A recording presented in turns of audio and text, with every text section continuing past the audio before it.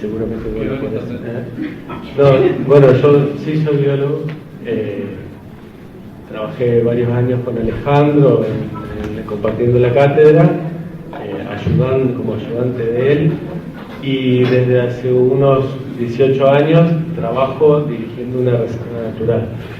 También hace un tiempo, en 2009, tuve la oportunidad de hacer un relevamiento, que por ahí algo de lo que les voy a contar va a ser relativo a eso, sobre la isla de acá del puerto de Concepción, previo a que se hiciera la costanera. Entonces, bueno, una de las cuestiones que realmente las dos ponencias, la de Patricia y la de Alejandro, me han dado vuelta mucho lo que venía pensando para charlar, porque todos estos temas atraviesan el tema de la charla, ¿no? Que era un poco sobre las áreas naturales protegidas, y parte de lo que pensaba contarles también estuvo de alguna manera contado y tocado de cerca, atravesado por todo lo que vinieron conversando Patricia y Alejandro, y realmente me sorprendió también el final de Alejandro cuando habló de esto de Atahualpa. Dice, porque la noche es tan larga, de guitarra dímelo tú. Hace un mes estuve en Colón hablando sobre las áreas protegidas y puse una frase de Citarrosa que dice, después de la noche la aurora crece desde el pie. O sea, también tenemos la oportunidad, siempre tenemos la oportunidad, y dejar de creer que tenemos la oportunidad y de que las cosas están dadas es parte del instrumento para que nos sigan pasando las mismas cosas. Y no decidamos, como nos proponía Einstein, de cambiar lo que hacemos para cambiar lo que recibimos. Entonces, bueno, si vamos a hablar de las áreas naturales protegidas, ¿qué son las áreas naturales protegidas? Una definición que da el Convenio de Diversidad Biológica, hay varias, pero una que me parece que puede ser útil es esta. Son áreas definidas geográficamente que han sido designadas o reguladas y administradas para alcanzar objetivos específicos de conservación, sobre todo de conservación. Pueden ser mucho más que eso, pero sobre todo objetivos de conservación. Entonces, si ese es el primero que siempre está, no solo la conservación es sobre ambientes y especies, que es lo que solemos pensar primero, ¿no? O sea, en nuestro imaginario colectivo sobre qué es un área natural protegida, está más, en realidad, el primero que nos propuso ver Alejandro, que es uno que excluye al humano del funcionamiento del área protegida. Vamos a resguardar la naturaleza del humano, que es el que rompe todo. Y lo damos por sentado de que no podemos dejar de ser el que rompe todo. Y damos por sentado que para conservar la naturaleza tenemos que sacarnos de ahí. Pero como mostraba al principio Ale también, cada vez hay menos lugares en donde no hemos intervenido. Entonces, ¿cuál es la resolución para eso? Para que logremos tener un ambiente de alguna manera habitable y para todos como sujetos de derecho. Pensemos que no solo existe la forma del derecho en el cual los únicos sujetos de derecho son las personas. Ecuador, les traigo Ecuador como ejemplo, tiene que un río puede ser sujeto de derecho. Yo como ciudadano me puedo presentar para defender los derechos de un río. Una montaña, un territorio es un sujeto de derecho. Y las áreas naturales protegidas pueden servir también no solo para conservar los recursos o los bienes, como decía Patricia, desde el punto de vista de no tocarlos, de enseñar cómo no tocarlos, sino que, les cuento, yo trabajo en un área protegida que está sobre el río Paraná, que tiene una escuela agrotécnica adentro. Una escuela que de las 600 hectáreas del área, 200 y poquitos más las ocupa la escuela agrotécnica. Y esa escuela agrotécnica, cuando empezamos a dialogar con la escuela, arrendaba todo su territorio, compraba silos y sostenía un tambo tipo feedlot. Hoy en día la escuela, y tenía un incipiente quesería, hacía algo de panadería y demás. Hoy en día, después de 15 años, la escuela vende quesos poniéndole en su etiqueta que son quesos libres de agroquímicos, totalmente producidos en base a pasturas de ellos mismos. La escuela sirve a sus alumnos carne que producen del destete de machos bajo monte, y todo eso es parte de lo que enseñamos. Enseñamos cómo conservar los recursos o los bienes y cómo aprovecharlos. Porque esto que decía Alejandro, el hombre fuera de las áreas protegidas, implica también que en la protección no puede estar la producción. Entonces ahí vamos de vuelta a esa dicotomía, ¿no? O nos morimos de hambre o hacemos bolsa a la naturaleza. Y ninguna de las dos tiene que ser. Para eso también tenemos que investigar. Para eso la educación ambiental no solo tiene que enseñarnos a identificar aquella garza, este yacaré, esta planta, esto otro, sino que también tiene que enseñarnos que es posible amigarnos o reamigarnos con la naturaleza. También tienen que poder permitirnos la recreación y el turismo. Porque no hay forma de que nos enamoremos de la naturaleza y querramos defenderla si no la podemos disfrutar, si es algo que está fuera de lo de nosotros. A lo sumo, algunos le creeremos a un loco o una loca que viene a hablarnos de que la naturaleza es importante y demás y bla, bla, bla, bla, bla. O yo me acuerdo una de las cosas que me motivó a estudiar biología eran las historias de mi tía abuela, que me contaba que se iba a las sierras grandes de Córdoba y ahí veía los cóndores y demás. Y eso me sirvió como incentivo. Pero solamente yo en realidad después quise meterme más cuando disfruté el río, cuando fui con mi papá a pasar noches en la costa y demás, y pude vivir esa naturaleza. Por otro lado, esto es muy parecido a lo que mostró Ale, ¿no? Los ríos, mi papá es cardiólogo, y él hace muchos años, cuando fue la gesta en contra de la represa del Paraná Medio, decía, fiel a su formación, esto, que los ríos y arroyos son el sistema vascular del territorio. El sistema vascular en nuestro cuerpo nos posibilita llegar con el oxígeno. Hola, con la flechita, ajá. Nos posibilita llegar con el oxígeno a todos lados. Y fíjense, si viéramos una representación de un pulmón, también sería muy parecido a lo que pasa en nuestra provincia. Nuestra provincia es inmensamente rica.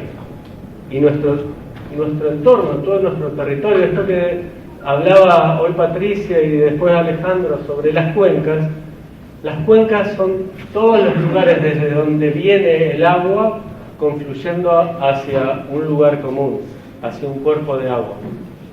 ¿Saben cuántos kilómetros de cuerpos de agua tiene Entre Ríos lineales? Según la Dirección Provincial de Hidráulica, tiene 41.800 kilómetros lineales de cuerpos de agua.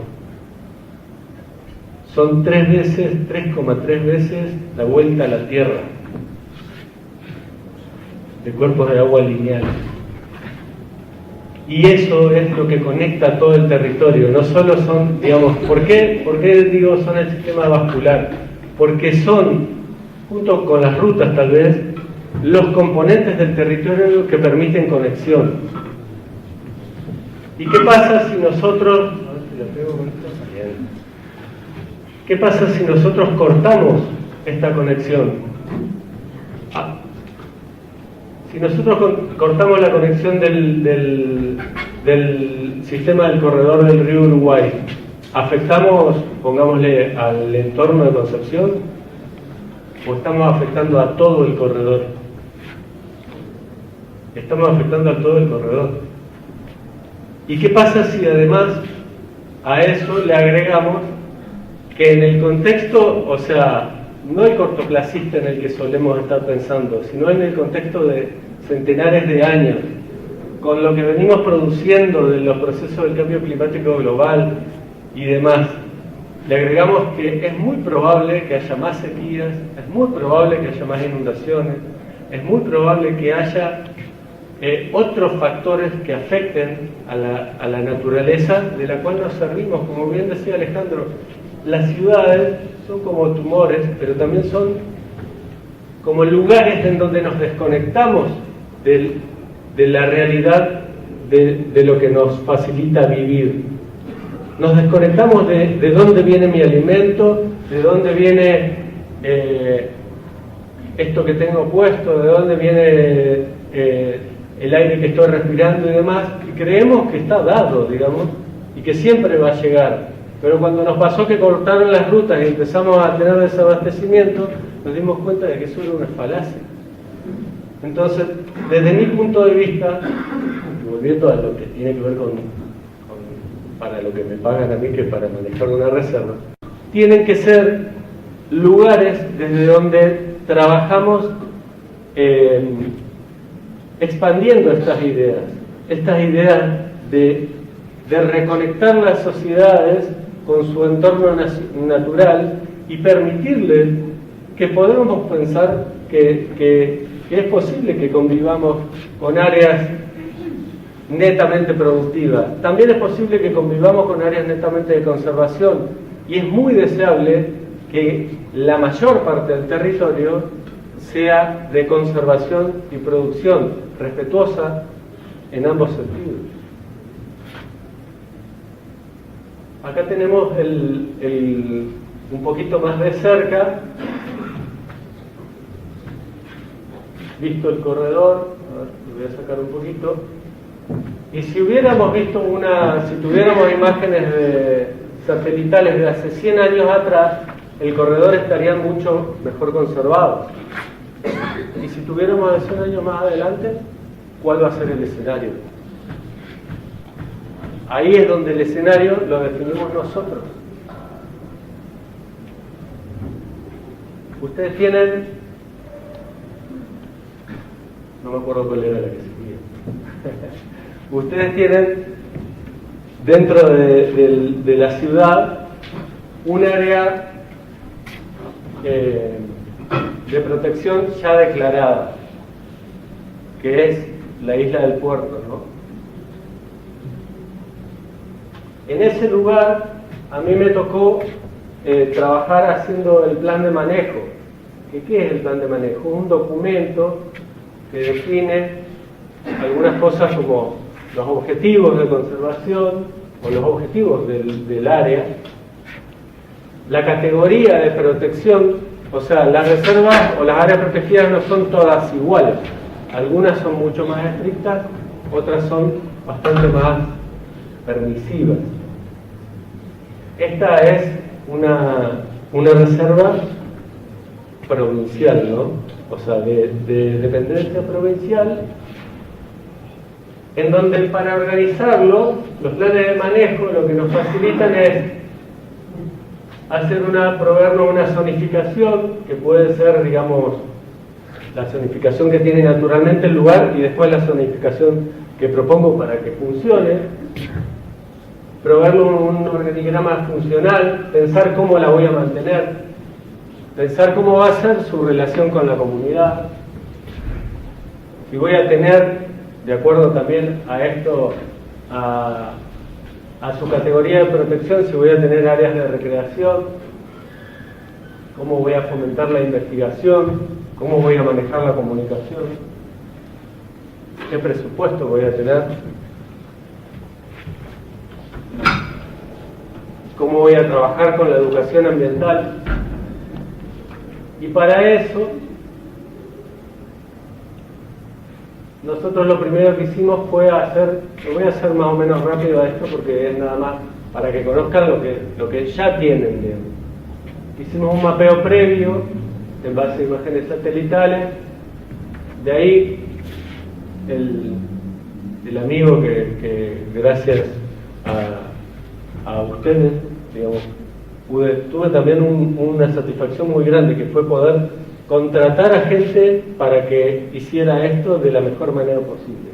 Este amigo que trabaja con imágenes satelitales hizo como una primer clasificación de lo que él veía desde el espacio, que podía tener de diferente cada unidad dentro de la reserva de la isla. De ahí me dio este mapa. Con ese mapa lo que hicimos fue primero tratar de mapear la vegetación para ver. Claro, él me clasificó, esto yo veo que es un arbustal bajo, una cosa así, me parece que esto puede ser esto, estos son humedales del centro de lagunas del centro de la isla, como casi todas las islas tienen la parte deprimida al medio, y ahí estas rayitas rojas fueron lo que le llamamos transectas, que también pudimos contratar a unas muchachas que son expertas en vegetación. Hicieron recorridos lineales relevando toda la vegetación que había en cada una de las unidades esas que les pedíamos, y eso que tienen ahí abajo era un aro para ver las herbáceas. Después también se hizo un herbario, o sea, se fueron clasificando todas las plantas que se fueron reconociendo.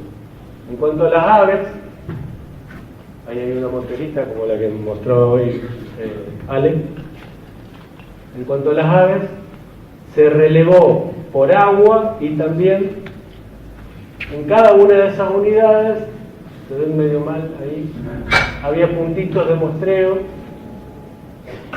en donde los muchachos de estos que hacen el trabajo de aves fueron haciendo observaciones de 10 minutos en cada lugar con respecto a todo lo que alcanzaban a percibir, aproximadamente unos 40 metros a su alrededor, y fueron logrando constituir una primer base de inventario de biodiversidad.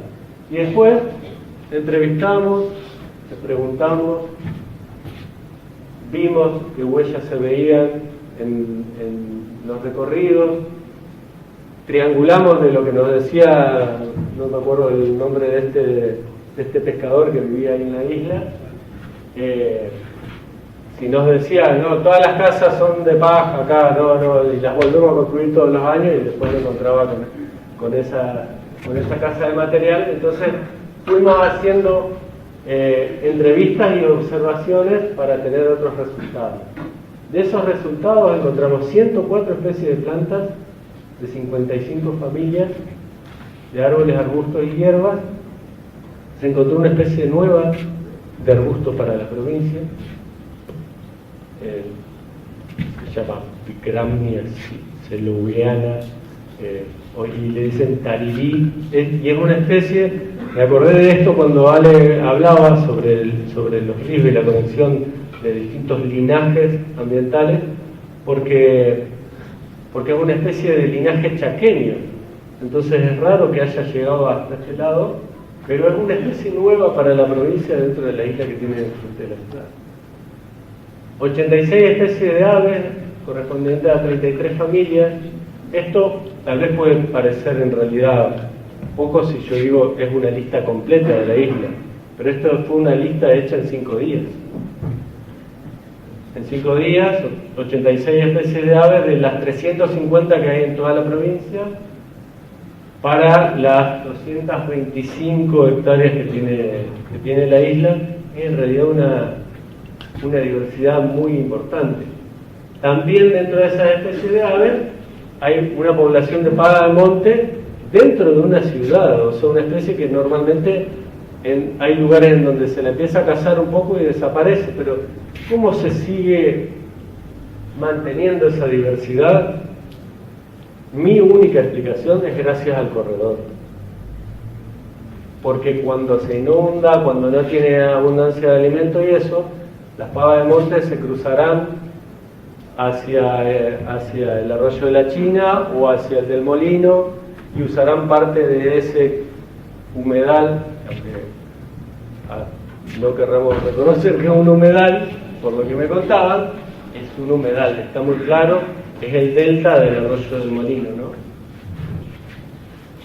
El lobito de río también es una especie que está considerada en peligro y acá era bastante común, no porque lo hayamos visto muchas veces, sino porque veíamos muchas huellas de lobito. Y por otro lado, lo que sí detectamos como un problema ambiental muy grave es la sustitución del bosque nativo, costero o de isla, por un bosque que bien podría ser esto en Estados Unidos, ¿no? Estas son, sobre todo hay mucha acacia negra, que es una especie norteamericana, y algo de mora también. Ese es el bosque original, esa sería la foto que tendríamos que ver en ese lugar, y la otra es la que se veía en gran parte de la isla. Entonces, 108 hectáreas, o sea, casi la mitad de la isla, correspondían a ambientes nativos, 33 ambientes mixtos, entre nativos y exóticos, 37 a bosques exóticos y 33 a bajos y lagunas. Bueno, vimos 4 viviendas ocupadas permanentemente por pescadores y bueno, ellos nos contaban que cuidaban y mantenían las casas de fines de semana, valiéndose además de la actividad de pesquería y demás. Algunos cuidaban unas lanchas y cosas así. Bueno, de toda esa información y chequeando con lo que se estaba constituyendo la Comisión Asesora Local, concluimos que no solo, digamos, el área y por la cercanía que tiene con la ciudad y por ahora ya está integrada la ciudad directamente, la educación ambiental tenía que ser un objetivo tan importante como la conservación, porque no cualquier ciudad tiene una reserva de 200 y chirola de hectáreas dentro de su propio ejido urbano, ¿no? O dentro de su propio ambiente periurbano, en este caso sería. Y por eso también la categoría de protección que se puso es la misma que tiene la reserva en donde yo trabajo, es de reserva de usos múltiples. Ahí ahora lo que hice fue cambiar, el año pasado cambió la ley provincial de áreas protegidas, era antes la 8967, ahora es esa otra. Y se propuso, digamos, o sea, se dieron mapas de la zonalización natural inicial que tenía la isla y se proponen distintas zonas por áreas de uso.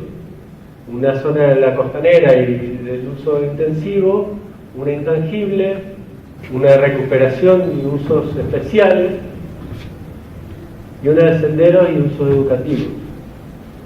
Ya se las voy a mostrar. Bueno, los árboles originarios que existían en la traza de la costanera, que digamos, que eso obviamente volaron, y de la traza de la costanera hacia el río también, eran principalmente compuestas por 9 especies, y se propuso usar esas especies para una forestación compensatoria, que lo que hoy me contaban es que recién se está empezando a querer hacerla y que hay problemas para conseguir justamente esas 9 especies. Para eso se preveía también de que si hay tanta plata para hacer la costanera, también tiene que haber una plata para compensar ambientalmente lo que produce, el impacto que produce la costanera. Esto sería, digamos, consecuente compensar esto de poder integrarnos como sociedad con el ambiente sin hacerlo totalmente bolsa, ¿no? Y pudiendo conservar algunos procesos ambientales funcionando aceptablemente. Nunca van a funcionar como si fuera un lugar totalmente prístino, por supuesto. Bueno, se prevían algunos efectos al albardón del terraplén y cómo disminuirlos. Entre ellos pensábamos que con las crecientes muchos de los animales iban a buscar el albardón para refugiarse y por lo tanto iban a poder estar a merced de cazadores, del atropello, de un montón de otras cosas. Entonces se propuso hacer algunos alteos en lugares donde no hubiera presencia humana intensiva. Se propusieron hacer pasos de fauna para que un carpincho que quiere ir de la zona oeste de la costanera hacia el río pudiera pasar. Se propuso erradicar el ganado vacuno, que es el principal dispersor de las invasoras, de la acacia negra sobre todo, y erradicar mediante traslocación, y lo que estaba en la idea era tratar de contactar a las protectoras locales para poder darle un nuevo lugar a los perros que habitaban la isla, pero los perros son uno de los más efectivos predadores.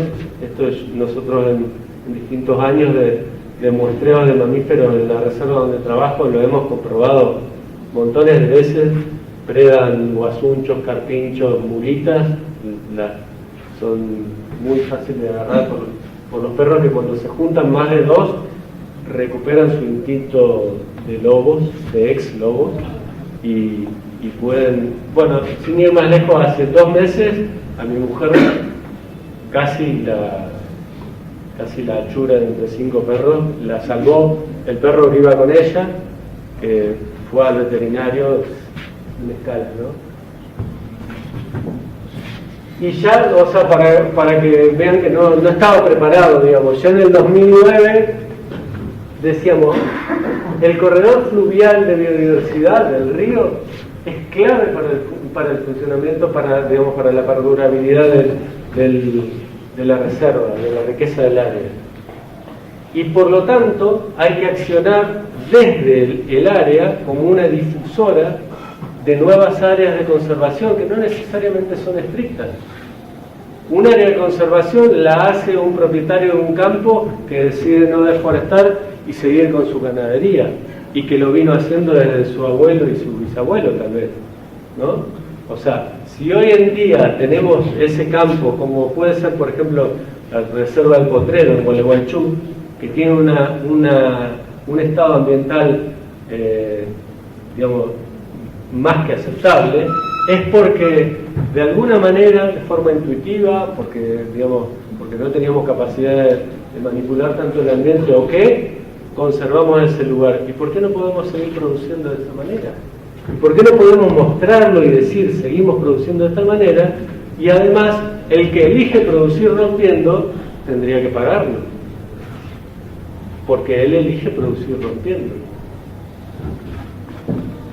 Bueno, volviendo a lo que fue el relevamiento, hubo una zonalización natural inicial, donde decíamos estaban esos 20 y pico de ambientes diferentes o diferenciables.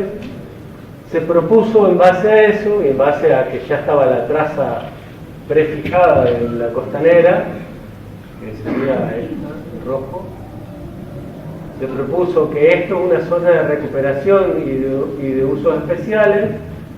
Esto es una zona destinada a los senderos y al uso educativo, y una zona intangible en donde, digamos, tendría que irse construyendo de alguna manera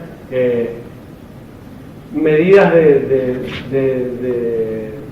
de prevención del ingreso del humano, al menos para actividades extractivas, ¿no? También se propuso esta estructura orgánica, pensando en que también pudiéramos encontrar una forma lo más horizontal posible dentro de los esquemas funcionales para una reserva que es del Estado. Entonces se propuso que hubiera una comisión directiva donde se designara a un director o directora y a un co que se encargue a su vez de la educación, que hubiera 2 guardaparques, Como por ahí contaban, el año pasado la provincia por fin sancionó su ley de guardaparques, que está para reglamentarse y que sería bueno que socialmente la reclamemos, porque no hay forma de que implementemos las reservas si no tenemos quienes las cuidan y quienes ayudan a los contenidos, a trabajar los contenidos educativos y demás. Y una comisión asesora local que junto a la Secretaría de Ambiente y a la de Salud y Medio Ambiente de Concepción constituyeron un consejo directivo. Bueno, el plan tenía programas, o tiene programas, subprogramas, en donde, buscando una consecuencia con esto que decíamos, el que está en el tope es el de educación. Y después, otro muy importante, el de conservación y protección del entorno, pensando en esto que decíamos de hacia afuera. El programa de educación tendría, por ahí me contaban que hay una posibilidad más o menos cierta, que tendríamos que aplaudir si toma fuerza, de que por fin la reserva tenga un centro de interpretación, el centro de interpretación que se merecía desde un principio, pero como decimos, más vale tarde que nunca, y que tuviera senderos en donde haya observatorios, en donde haya una posibilidad de acampar en una pequeña zona y que uno pueda recorrer, no solo que venga a la costanera y a las playas y demás, que tratemos de motivar, ya que tenemos esto que hoy, cuando Patricia abría y mostraba lo que proponían los barrios privados con el agua al lado, es lo que tienen los habitantes de Concepción, ya no necesitan comprárselo a nadie. Eso que los que más plata tienen aspiran a tener, ya lo tienen los habitantes de Concepción. Y qué bueno que además podamos tener, para que nuestros niños puedan recorrer y conocer desde chicos todos los valores ambientales que tenemos. Lo tienen a la mano.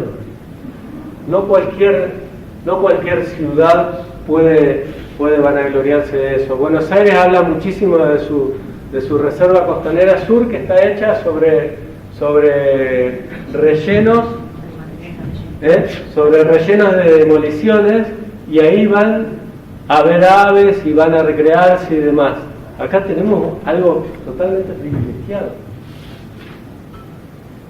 Bueno, ahí está otro de los programas de conservación y protección interna, con un subprograma de control y vigilancia, que es el que implementarían los guardaparques, y uno de estructuras para conservación, donde estaban los pasos de fauna, eso que comentaba.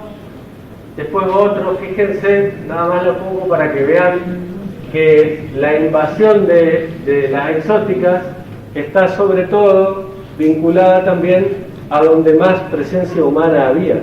O sea, sobre la costa oeste hay muchísimo más, lo más oscuro en el mapa de la izquierda, muchísimo más invasión. Y si vemos cuál relación hay por cada nativa, cuántas exóticas hay muchas más del lado contra el río Uruguay, que es donde menos andaba el ganado.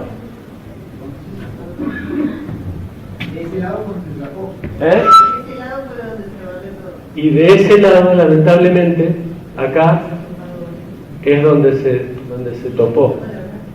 Estaba calculado, porque gracias a las transectas esas que hicieron en el muestreo, estaba calculado una cosa aproximada de cuántos árboles había que reponer.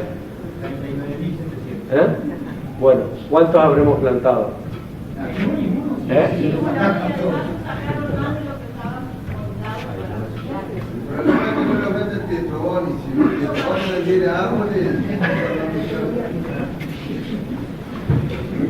Bueno, para mí la buena noticia es que lo que nosotros vemos como terrible en un tiempo, digamos, de acá hace 8 años,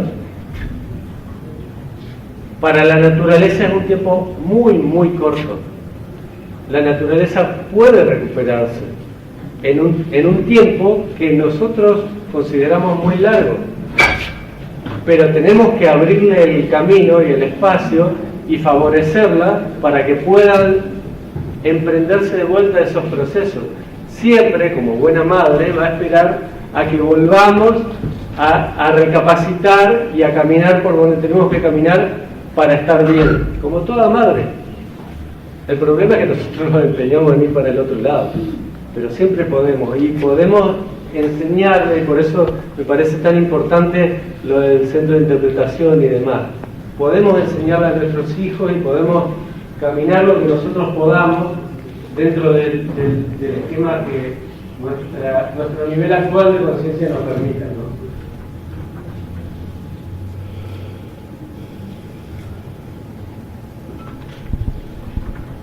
Bueno, lo que veía hoy y de lo que hablábamos, hoy viste la foto, le decía a Patricia, así de costadito, que cuando ella mostró la foto del río Luján, yo en una primera vista pensé que era la foto de Concepción, porque estaba la ciudad y la desembocadura del río Luján ahí al lado con su delta. Y esto es muy parecido. Eso no es solo que es un humedal, es un humedal mirado a una escala, a la escala más pequeña que miramos unidades de humedales, que está dentro de un sistema de humedales inmenso que es el del corredor del río Uruguay. Y yo, en mi bestialidad de capacidad de manejo de imágenes y de generación de mapas y eso, jugué un poquito con esto para pensar en realidad, si bien las ciudades que tenemos sobre la vera del río, no solo mirando las divisiones que creamos los hombres, que son estas fronteras, sino, o sea, mirando todo, Colón, Paysandú, Concepción, más arriba Concordia y Salto, para abajo Gualeguaychú y Freivento.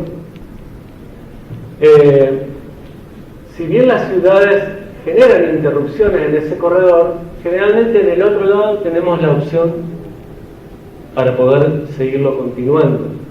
Y algunas también opciones de conservación que ya se están implementando con todas sus falencias y todo lo demás, pero está el Parque del Palmar, está la Aurora, una reserva acá en el humedal del Arroyo del Molino, pero eso podría tomar estatus de área de reconocimiento dentro de la ley provincial de áreas protegidas. Colón podría proponer que se implemente de una buena vez el área protegida que supuestamente está al pie del puente internacional, y así, Gualeguaychú también podría, y demás, y podríamos pensar en implementar en serio, digamos, la que está de los pájaros y sus pueblos libres. Eso haría que no solamente, digamos, estemos pensando y pudiendo descansar, bueno, ya tenemos todo ese sistema de reserva, ya estamos cuidando todo, porque eso sería una mentira. Pero sí, si ese sistema de reserva se empieza a implementar, créanme que dentro de 20 o 30 años, la expansión del mensaje de conservación y de necesidad de que entendamos que cuando damos la vuelta a todo lo que nos propone el sistema, que estábamos cuestionando con Patricio y con Alejandro, cuando llegamos a ser todo lo más exitoso que nos pide y nos propone que seamos este sistema, llegamos a que necesitamos de vuelta que el vecino nos dé un abrazo y nos acompañe cuando las cosas nos van mal y cuando nos van bien, poder festejar con el vecino el triunfo de Argentina. Necesitamos poder tener un entorno natural saludable. Es lo que le proponen a los tipos que les quieren vender el lote en ¿cómo se llamaba? San Sebastián, ¿no? San Sebastián. Es lo que le proponen. Naturaleza y tranquilidad. Vas a poder confiar en que tu vecino no te va a venir a robar ni te va a querer romper nada. Y eso no se construye con muros. Eso se construye con cooperación y se construye con un entorno ambientalmente saludable y sano. Y qué bueno que estemos en una facultad de ciencias de la salud, ¿no? Para hablar de esto. Para mí, bueno, hasta ahí, y además agradecerles muchísimo que hayan aguantado.